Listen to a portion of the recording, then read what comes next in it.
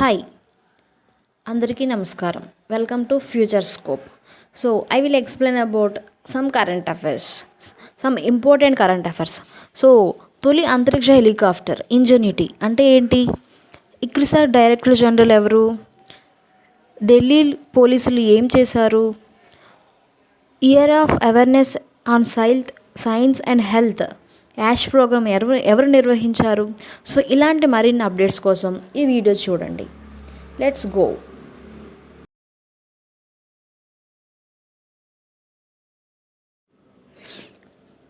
COVID-19 మహమ్మారిపై DST programme దృష్టిని ప్రారంభించింది. దీనిలోని అంశాలు ఏంటంటే national council for science and technology communication NCSTC science and technology విభాగం డిఎస్టీ కలిపి కోవిడ్పై దృష్టి సారించాయి.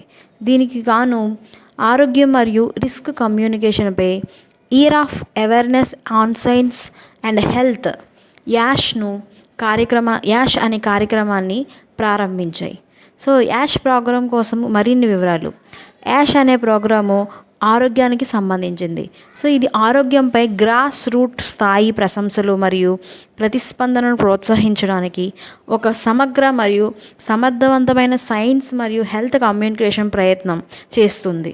మరియు ఇది ప్రజల జీవితాలను కాపాడడానికి, ప్రజలకి విశ్వాసాన్ని పెంపొందించడానికి, శాస్త్రీయ నిగ్రహాన్ని కూడా కలిగించడానికి ఇది యష్ ప్రోగ్రాం అనేది ఉపయోగపడుతుంది. కరోనా వైరస్ యొక్క ప్రసారాన్ని తగ్గించే ప్రామాణికమైన ఉత్తమ పద్ధతులను తెలియజేయడం ఈ కార్యక్రమం యొక్క లక్ష్యం. సో ఈ కార్యక్రమం ద్వారా సైన్స్, హెల్త్ మరియు రిస్క్ కమ్యూనికేషన్ సాఫ్ట్వేర్ ప్రచురణలు, ఆడియో విజువల్ డిజిటల్ ప్లాట్ఫామ్లు, జానపద ప్రదర్శనలు, శిక్షణ పొందిన కమ్యూనికేటర్లు, ముఖ్యంగా ప్రాంతీయ భాషలలో దేశంలోని సమాజంలోని వివిధ అడ్డ విభాగాలను తీర్చిదిద్దడానికి అభివృద్ధి చేస్తుంది ఈ ప్రోగ్రాం. సో ఈ ప్రోగ్రాం కింద అవసరమైన చర్యలు మరియు సమాజానికి అత్యవసర సంసిద్ధతను సులభతరం చేయడానికి మరియు విద్యా, పరిశోధన, మీడియా మరియు స్వచ్ఛంద సంస్థలను ఈ ప్రోగ్రాంలో చేర్చడానికి వ్యూహాలు రూపొందించబడ్డాయి. పబ్లిక్ కమ్యూనికేషన్ అండ్ టీచర్ కార్యకలాపాల కూడా ఈ ప్రోగ్రాంలో రూపొందించ. National gallery of modern art తన 172వ జయంతి సందర్భంగా ఏప్రిల్ 29ని వర్చువల్ టూర్ ద్వారా ప్రముఖ చిత్రకారుడు మరియు కళాకారుడు రాజా రవివర్మకు నివాళులు అర్పించింది. ఈ వర్చువల్ టూర్ ద్వారా కళాకృతుల మొత్తం సేకరణను న్యూఢిల్లీలోని ఎన్జిఎంఏ రిజర్వ్ సేకరణలో ప్రదర్శించింది. వర్చువల్ వెబ్సైట్ను కూడా రూపొందించింది. అసలు రాజా రవివర్మ అంటే ఎవరు? రాజా రవివర్మ 29 ఏప్రిల్ 1848లో కేరళలో ఒక కులీన కుటుంబంలో జన్మించారు. యూరోపియన్ పద్ధతులలో స్వయంగా నేర్పిన కళాకారుడు. అతడు చమురు మాధ్యమాన్ని నిర్వహించడంలో నైపుణ్యం కలిగి ఉన్నాడు మరియు యూరోపియన్ సహజత్వంతో మాయా సౌలభ్యాన్ని కూడా సాధించాడు. అతను ఒక భారతీయ కళ చరిత్రలో గొప్ప చిత్రకారుల్లో ఒక పూర్వ జ్ఞానము మరియు విస్తృత సామాజిక కారణాలు కలిగినవాడు. అలాగే ఆయన భారతీయ చిత్రలేఖన సాంప్రదాయానికి మరియు యూరోపియన్ అకాడమిక్ నేచురలిజంలో బాగా ప్రావీణ్యం పొంది ఉన్న కళాకారుడు. సో ఈ రెండింటి సౌందర్య సూత్రాలను తన శైలిలో రాజీ చేసుకున్నారు.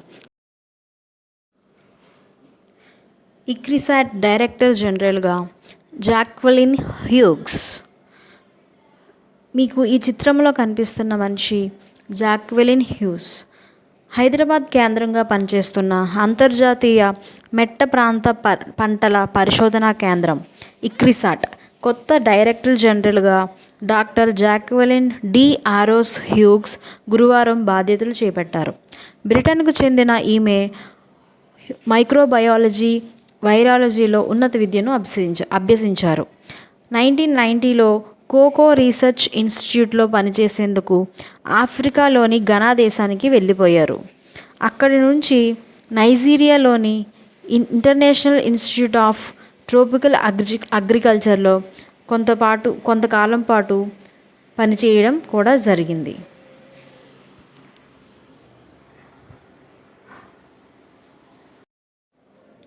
రాస్ టేలర్కు టాప్ అవార్డ్. మూడోసారి రిచర్డ్ హ్యాడ్లీ పురస్కారం. 2023 వరల్డ్ కప్ ఆడటమే లక్ష్యంగా కొనసాగుతున్న Ross Taylor. New Zealand senior cricketer Ross టేలర్కు ఆ దేశ అత్యున్నత క్రికెట్ పురస్కారం లభించింది. న్యూజిలాండ్ దిగ్గజ ఆటగాడు సర్ రిచర్డ్ హ్యాడ్లీ అవార్డు టేలర్ను వరించింది. కరోనా వైరస్ కారణంగా ఆన్లైన్లో జరిగిన వర్చువల్ వేడుకల్లో టేలర్కు ఈ అవార్డు లభించిన విషయాన్ని న్యూజిలాండ్ క్రికెట్ బోర్డు ప్రకటించింది. ఫలితంగా మూడోసారి రిచర్డ్ హ్యాడ్లీ అవార్డును టేలర్ గెలుచుకున్నారు. వరుస 2 వన్డే వరల్డ్ కప్ల్లో కివీస్ ఫైనల్కు చేరడంలో భాగస్వామ్యమైన టేలర్ గత ఏడాది కాలంలో న్యూజిలాండ్ తరపున అత్యంత విజయవంతమైన టెస్టు ఆటగాడుగా నిలిచాడు. మరోవైపు 3 ఫార్మాట్లలో 100 ఇంటర్నేషనల్ మ్యాచ్లు ఆడిన తొలి క్రికెటర్గా కూడా టేలర్ పుస్తకాల్లోకి ఎక్కాడు. సో దీనికి టేలర్ స్పందిస్తూ, గడిచిన ఏడాది నా కెరీర్లో అద్భుతమైనదిగా నిలిచింది. ఎన్నో ఎత్తుపల్లాలతో నా కెరీర్ ఇంకా సాగుతుందనడం ఆనందంగా ఉందని ట్వీట్ చేశాడు.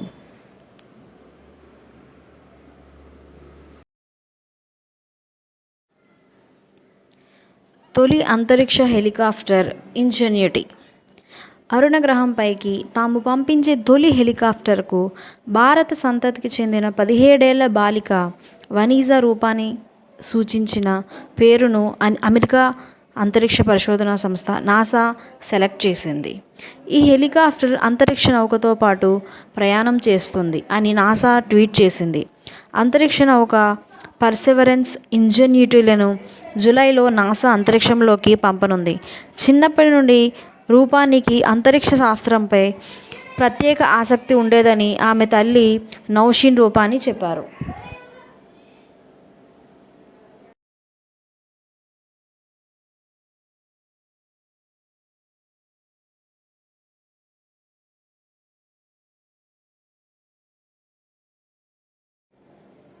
న్యూఢిల్లీలో పోలీసులు ఒక కార్యక్రమాన్ని, అంటే ఆయురాక్ష అనే ఒక కార్యక్రమాన్ని చేశారు. కరోనా సే జంగ్, ఢిల్లీ పోలీస్కే సాంగ్ అనే ఒక కార్యక్రమం పోలీసు సిబ్బంది ద్వారా చేయబడింది. దీని యొక్క ప్రధాన లక్ష్యం ఏంటంటే, సాధారణ మరియు సమయం పరీక్షించి ఆయుర్వేద రోగనిరోధక శక్తిని పెంచే చర్యల ద్వారా కరోనాకు వ్యతిరేకంగా పోరాడటమే ఈ కార్యక్రమం యొక్క లక్ష్యం. దీన్ని ఆర్గనైజ్ చేసింది ఎవరంటే ఆయుర్వేద, యోగా మరియు ప్రకృతి వైద్యం, యునానీ, సిద్ధ మరియు హోమియోపతి, ఆయుష్ మరియు ఢిల్లీలో పోలీసు మంత్రిత్వ శాఖలో ఆధ్వర్యంలో all India institute of Ayurveda అనే ఈ 2 బృందాలు దీన్ని ఆర్గనైజ్ చేశాయి. ఈ కార్యక్రమం ద్వారా ఎంతోమందికి ఉపయోగం పడుతుందని వాళ్ళు చెప్పారు. కోవిడ్-19 రోగులకు చికిత్స చేయడంలో ఇతరులకు విజయవంతం మరియు రోల్ మోడల్ అవుతుంది ఈ కార్యక్రమం అని వాళ్ళు చెప్పడం జరిగింది. రోగ నిరోధక శక్తిని పెంచే చర్యల ద్వారా ఫ్రంట్ లైన్ కోవిడ్ యోధుల ఆరోగ్యాన్ని కాపాడుకోవాలని ప్రతిపాదించారు. ఈ విషయంగా ప్రోగ్రామ్స్, మెడిసిన్స్, ఔషధాల పంపిణీ, ఆయుష్ మంత్రిత్వ శాఖ హిందీ మరియు ఆంగ్ల భాషల్లో జారీ చేసిన సూత్రీకరణలు, ఉపయోగ పద్ధతులు మరియు సలహాలను కలిగి ఉన్న ప్రత్యేక వస్తు సామాగ్రి. హిజ్బుల్లాను జర్మనీ ఉగ్రవాద సంస్థగా వర్గీకరించింది. ఏప్రిల్ 30వ తారీఖున జర్మనీ హిజ్బుల్లా అనే సంస్థను తన నేలలో ఒక ఉగ్రవాద సంస్థగా వర్గీకరించింది. జర్మనీ పోలీసులు తెల్లవారున జరిపిన ఆపరేషన్ ప్రకారం జర్మనీలో 1000 మందికి పైగా హిజ్బుల్లా ఉగ్రవాద విభాగానికి చెందినవారని జర్మనీ తెలిపింది. అసలు ఈ హిజ్బుల్లా అంటే ఏంటి? హిజ్బుల్లా అనేది ఒక ఇస్లామిక్ రాజకీయ పార్టీ. ఇది లెబనాన్లో ఉంది. 1980లో లెబనాన్లో షియా సమూహాలను సమగ్రపరచడానికి ఇరాన్ ప్రయత్నం ద్వారా ఈ సంస్థ స్థాపించబడింది. ఇది ఇరాన్ ఇజ్రాయెల్ సంఘర్షణలో కొనసాగుతుంది. హిజ్బుల్లా ఇరాన్కు ప్రాక్సీగా పనిచేయడం కూడా జరుగుతుంది. సో దీని యొక్క ఫౌండేషన్ ఇజ్రాయెల్ లెబనాన్ 1980లో దాడి చేసి దక్షిణ లెబనాన్ యొక్క స్క్రిప్ట్ను ఆక్రమించింది. ఇజ్రాయెల్ ఇరాన్ ప్రాక్సీ యుద్ధం. సో ఇరాన్ మరియు ఇజ్రాయెల్ మధ్య వివాదం ఇరాన్ యొక్క యూదు రాజ్యం ఇజ్రాయెల్ కరిగించడానికి చేసిన రాజకీయ పోరాటం. సో 1979లో ఇరాన్ విప్లవం సందర్భంగా ఇరాన్ పట్ల ఉన్న శత్రుత్వం నుండి బయటపడింది. దక్షిణ లెబనాన్ వివాదంలో హిజ్బుల్లాకు ఇరాన్ మద్దతుతో ఈ హిజ్బుల్లా అనే పార్టీ పెరిగింది. మహిళా మరియు శిశు అభివృద్ధి మంత్రిత్వ శాఖ కార్యదర్శిగా శ్రీ అజయ్ తిర్కా గారు మే 1న న్యూఢిల్లీలో ప్రమాణ స్వీకారం చేశారు. అజయ్ తిర్కీ గారు 1987లో ఐఏఎస్ బ్యాచ్ అధికారిగా మధ్యప్రదేశ్ క్యాడర్లో ఉన్నారు. దీనికి ముందు అదే మంత్రిత్వ శాఖలో ప్రత్యేక కార్యదర్శి పదవిలో కూడా ఉన్నారు. 2017లో మానవ వనరుల అభివృద్ధి మంత్రిత్వ శాఖ ఎంహెచ్ఆర్డీలో పాఠశాల విద్య అక్షరాస్యత విభాగంలో సంయుక్త కార్యదర్శిగా కూడా పనిచేశారు. 2015-17 వరకు రాష్ట్ర సహకార మార్కెటింగ్ సమాఖ్య మేనేజింగ్ డైరెక్టర్గా కూడా ఉన్నారు. తన ఇంటి క్యాడర్ నియామకాల్లో వైద్య విద్య, కార్మిక మరియు ఉపాధి మరియు గ్రామీణ అభివృద్ధి శాఖలను నిర్వహించినందుకు విస్తృతమైన అనుభవం ఆయనకి ఉంది. ఆయన మధ్యప్రదేశ్ గవర్నర్కు ప్రిన్సిపల్ సెక్రటరీగా కూడా పనిచేయడం అనేది జరిగింది. అలాగే 2004 నుంచి 2009 వరకు రక్షణ మంత్రిత్వ శాఖకు డైరెక్టర్ మరియు జాయింట్ సెక్రటరీగా కూడా డిప్యూటేషన్లో తిర్కే గారు పనిచేయడం జరిగింది.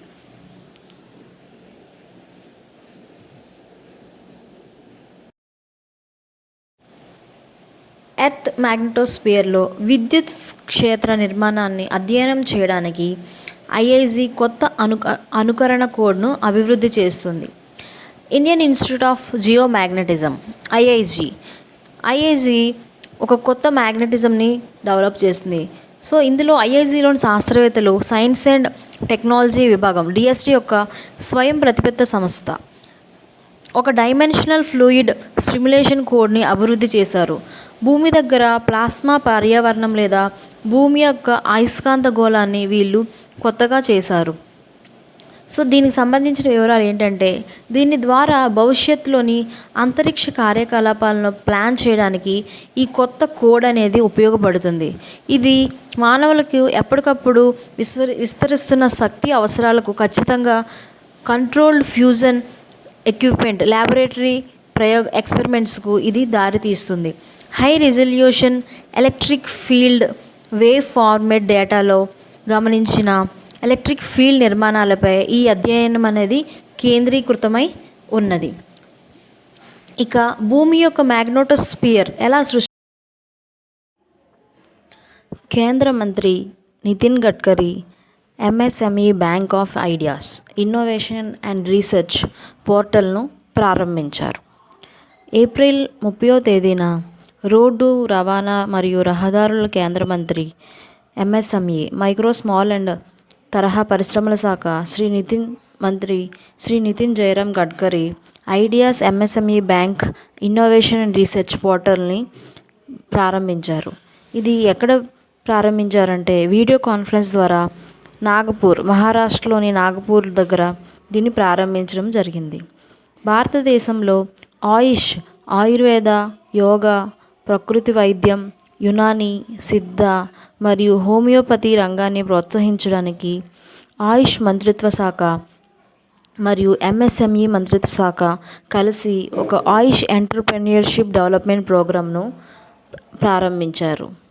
సో ఈ పోర్టల్ గురించి మరింత ప్రధాన అంశాలు ఏంటంటే, వినియోగదారులు ఈ పోర్టల్లో నమోదు చేసుకోవాలి. సో ఇక్కడ సూక్ష్మ, చిన్న మరియు మధ్య తరహా పరిశ్రమలు అంటే ఎంఎస్ఎంఈ రంగానికి చెందిన ఆలోచనలు కానీ ఆవిష్కరణలు కానీ ఈ పోర్టల్లో అప్లోడ్ చేయబడతాయి. ఒకరు తమ ఆలోచనలను క్రెడిట్ కానీ, ఫైనాన్స్ కానీ, హ్యూమన్ క్యాపిటల్ డెవలప్మెంట్ కానీ, మార్కెటింగ్ కానీ, పాలసీ కానీ మొదలైనవి ఈ పోర్టల్ ద్వారా 5 to 6 మినిట్స్లో దాఖలు చేసుకోవచ్చు. వినియోగదారులు వారి యొక్క ఐడియాస్ని లేదా స్కీమ్స్ కోసం క్యాపిటలిస్ట్ని లేదా వ్యక్తుల నుండి డబ్బు కొరకు అంటే క్రౌడ్ ఫండింగ్ను ఈ పోర్టల్ ద్వారా సేకరించవచ్చు. కరోనా వైరస్ వంటి ప్రపంచంలోని సవాళ్ళను దృష్టిలో ఉంచుకొని ఈ చర్య ఎంఎస్ఎంఈలకు ఆవిష్కరణ సంస్కృతిని అవలంబించడానికి సహాయపడుతుందని నితిన్ గడ్కరీ గారు చెప్పడం జరిగింది. Manipur black rice, Gorakhpur terracotta Kovilpatti Kadalai మిఠాయికి జిఐ ట్యాగ్ లభించింది. చక్ హవో మణిపూర్లోని చక్ హవో బ్లాక్ రైస్కి, అలాగే గోరఖ్పూర్ కోవిల్పట్టి కదలై మిఠాయి టెర్రాకోటకి భౌగోళిక సూచిక జిఐ ట్యాగ్ మంజూరు చేయబడింది. అసలు ఏంటి అని వివరాల్లోకి వెళ్తే, చక్ హవో నల్ల బియ్యం అనేవి మణిపూర్లో శతాబ్దాలుగా పండించిన గ్లూటెనస్ బియ్యం. ఇవి ప్రత్యేక సుగంధాలతో వర్గీకరించబడతాయి. ఇవి లోతైన నలుపు రంగును కలిగి ఉంటాయి. ఇవి ఉడికించినప్పుడు పర్పుల్ కలర్లోకి మారుతాయి. ఈ ముదురు పర్పుల్ కలర్ ప్రధానంగా యాంథోసైనిస్ కంటెంట్ యొక్క ఉత్పత్తి. ఇది యాంటీ ఆక్సిడెంటల్ స్థాయిని పెంచేదిగా పరిగణించబడుతుంది.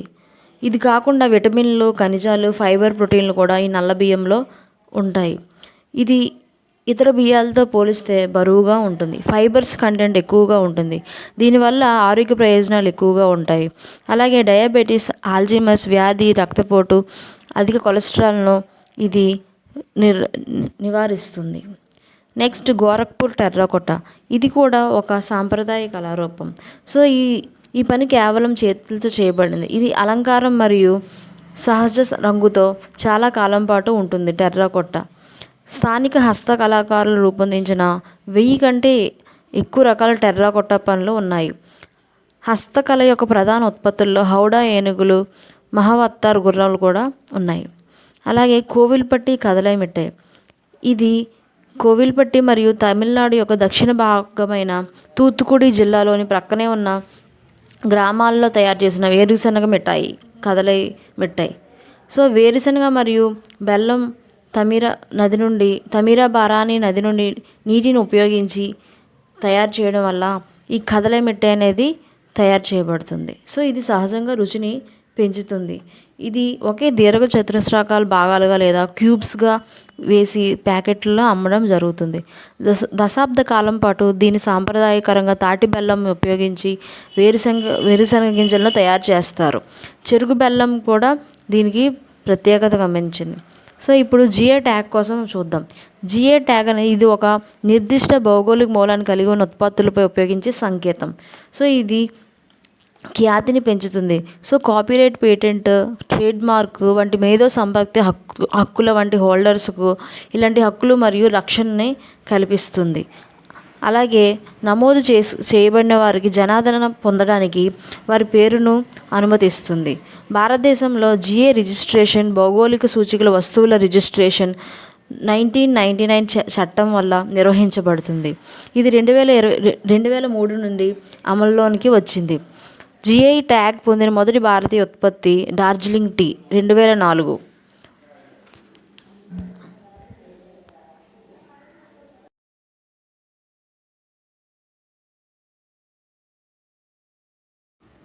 A new book, Shivaji in South Block, The Unwritten History of Proud People by Girish Kubar. On 1st May 2020, a new book named Shivaji in South Block, The Unwritten History of Proud People, written by journalist Girish Kubar, talks about Maharashtra evolution from the past to the modern times and its contribution to the tapestry of the country's culture, politics, history and society. Key points. The announcements of the book is made on the 60th Maharashtra Day, that is May 1st, 2020. The book speaks about many lesser known tales of the time of Satavahanas to the present day. The empire that brought the Mughals to their knees due to the complaint of women to Queen Victoria about the issue of consent in the martial sex. The evolution movements of the right and left, the Dalit pride, the leader who monitored Gandhi and the man who killed him, the prime minister we never had, and the uncertain trust of Shivaji metaphorical descendants with national power are some of the discussed matters of the book. About the author, Girish Kubar graduated from IIM Bangalore, so worked as in a corporate company more than 25 years. He is the editor of Lok Satta and regular columnist in the Indian Express residing in Mumbai. He wrote 6 books in Marathi, including The Tatas.